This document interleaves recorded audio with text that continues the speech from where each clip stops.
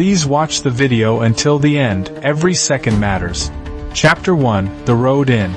I remember the snow like a sheet of white glass. The county road into Briar's Hollow had become a ribbon cut through a world of frozen trees, and my van's headlights nicked at the shapes of trunks that looked, briefly, like statues. I had been the new maintenance foreman for the utility co-op only a month, a job that put me on call in places the GPS treated as suggestions. The Hollow called me at 3 in the morning. When I pushed open the diner door, the warmth hit like a slap. A dozen faces turned. They were bundled and furious, and relieved in equal measure. A snowdrift had taken the power lines and blown the town into darkness. The mayor, thin, always smelling faintly of cigarette smoke, had declared the community center the triage and meeting point. They wanted me to come steady the generator, to promise them heat and light and something to hold on to. There was a man leaning against the coat rack who looked like he had slept in his boot. A woman with a red scarf nailed tight to her chin. An old man with a hunting knife at his belt who everyone, impossibly, still called Document. I felt eyes wander over me like a second search for the problem. Could the electrician be trusted? Had the roads been salted? Who had the ability to fix things when the sky ripped itself apart? We laughed to keep from thinking about the shape outside. We joked with the waitress, drank coffee, kept our hands busy. But at the far table someone tapped his fingers like a metronome and kept looking at the window where the storm made the world flat and featureless. Chapter 2. The Body in the Snow. It took until noon for the storm to pretend it'll relent. The plow made a surrendering scrape down Main Street, and folks poured out into the white, coiled like animals sniffing the air. Someone called out, sharp, thin, and then there were 3 or 4 running toward the ridge above the hollow. We found him at the tree line. His face was a concert of the wrong, jaw unhinged like a hinge had failed, fingers gone to slivers, clothes shredded in a pattern that didn't match a fall or a fight with another human. Tracks circled the body and then vanished, like someone had made the earth hold its breath and walked away. At first, the town convened around the grisly center like a jury.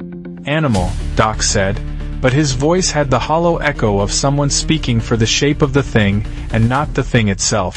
The mayor would not let anyone go into town unsupervised. The storm and the missing power blurred the lines between prudence and paranoia. People started naming each other with eyes, as if accusation could be a coat you buttoned up against cold. The sheriff, new, alert, with a badge that fit like a child's toy, declared they would stay put in the community center until they could get a proper search together. But there is a hunger in people when a body is there and the world outside is white and loud. They wanted answers and they wanted someone to blame. Chapter 3. Faces like suspects. We sat around folding tables scarred by bingo nights and school fundraisers and tried to make a town decision with the sober heads we had left. Someone suggested we play a game of identification, a simple test to see who kept odd hours, who had old bruises, who had told jokes too meanly. It was a ridiculous little trial, an invented tradition that gave the town the illusion of process. I watched them. Laura, who ran the bakery, kept pulling her fingers away from her palms in tiny, nervous washes. Miles, the hardware owner, laughed too loud about traps and dogs. A teenage boy in a knit cap had mud on one sleeve, but said nothing when asked where he'd been. Habits, I thought, are often accused of being guilt. Around midnight, the conversation curdled. Secrets slid out like slippery fish. The mayor admitted to loaning his truck one night to a friend who liked moonlit hunts in the wood. Miles confessed to setting traps beyond the town boundary without municipal approval. There were old squabbles, debts, jealousies, affairs, none of them proof of anything more than human ugliness. And yet the town tightened like a fist. I felt ridiculous watching it unfold. I was an outsider who had only fixed a line and checked a fuse. But the more I listened, the more the simple facts wobbled. There were holes big enough to crawl through in every alibi. Chapter 4. The Howls and the Trap. On the third night, the town decided to make a plan. They would go out in pairs with lights and shotguns borrowed from the hardware store. I went because I could solder a battery pack in my sleep, and because my hands wanted to hold something useful.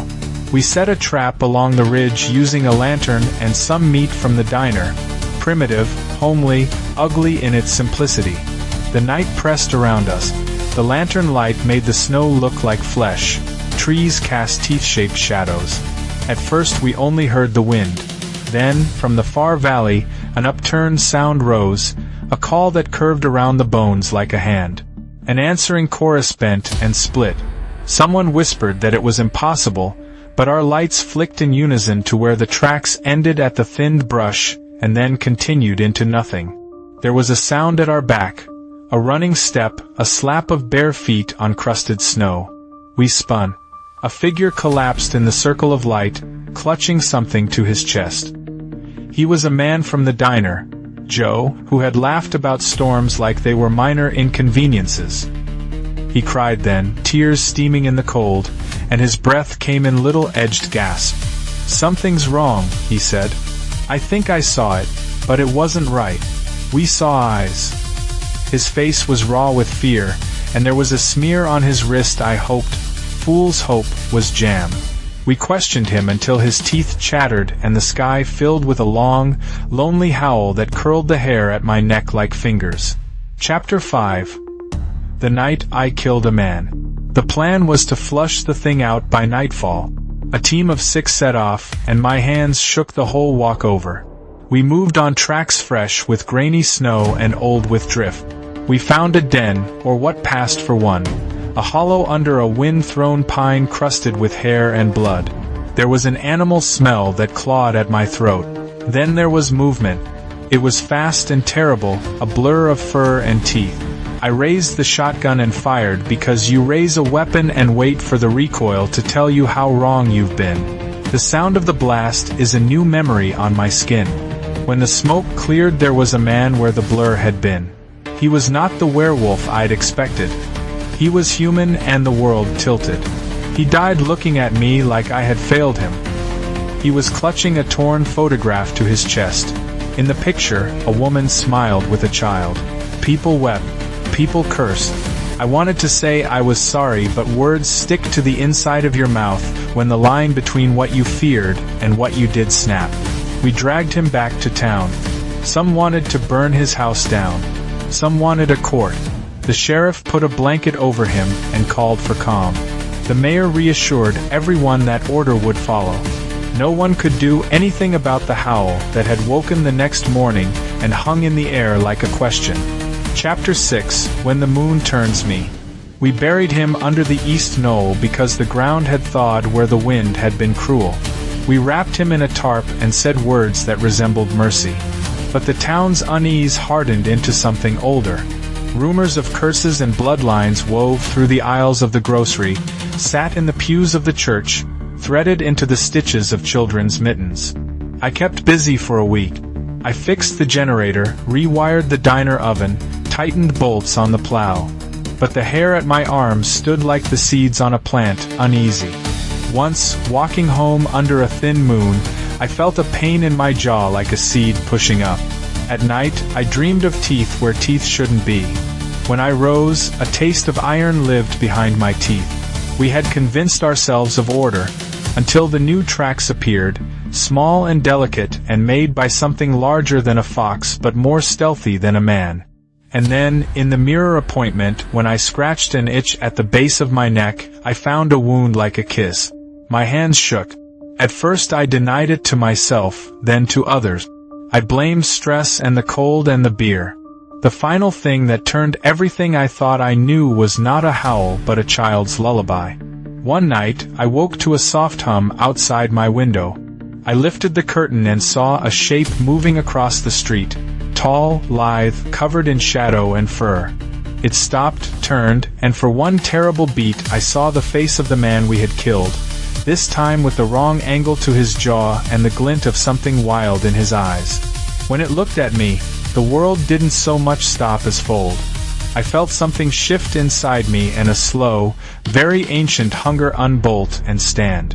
I did not want to hurt anyone. I wanted light and a hand and words that would set it back down like a cat on the floor. I did not get that. They found my boots by the river the next morning, and pieces of a coat. The town decided the creature had left. The mayor gave a speech about resilience, and the sheriff tightened his jaw. They did not find the thing that had been me the night the moon took me, because once it happens the body is only a place memory leaves. So here I am, telling you a story with my voice. Maybe it is penance. Maybe it is warning. Maybe it is both. I do not know if this reaches you as grief or as confession. I can tell you that Briar's Hollow never recovered fully. People left in the spring and others stayed and built new fences and learned to lock their doors earlier. The rumor was spread that the killer had been a traveler, someone passing through. The truth is slipperier. Sometimes, when the sky is a near white soft thing and the wind wagged its fingers at the trees, I can feel the old world scrape at the inside of my skull. I worry about the nights. I check the locks. I tell myself I have it under control. But the moon is patient. If you enjoyed this tale, please subscribe to the channel, activate notifications, give the video a like, leave a comment, and share the video with friends.